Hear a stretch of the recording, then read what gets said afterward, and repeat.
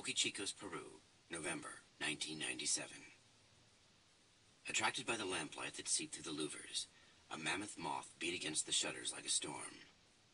Switters watched it with some fascination as he waited for the boys to bring his luggage up from the river. That moth was no butterfly, that was certain. It was a night animal, and it had a night animal's mystery. Butterflies were delicate and gossamer, but this moth possessed strength and weight. Its heavy wings were powdered like the face of an old actress. Butterflies were presumed to be carefree. Moths were slaves to a fiery obsession. Butterflies seemed innocuous. Moths, somehow, erotic. The dust of the moth was a sexual dust. The twitch of the moth was a sexual twitch. Suddenly, Switters touched his throat and moaned. He moaned because it occurred to him how much the moth resembled a clitoris with wings. Vivid.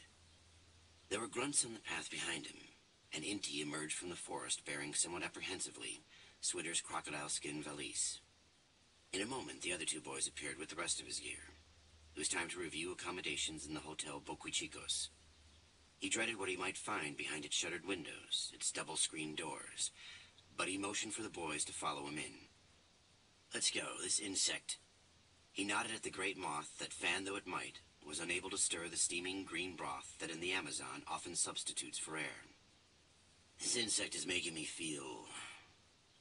Switters hesitated to utter the word, even though he knew Inti could understand no more than a dozen simple syllables of English. "This insect is making me feel libidinous."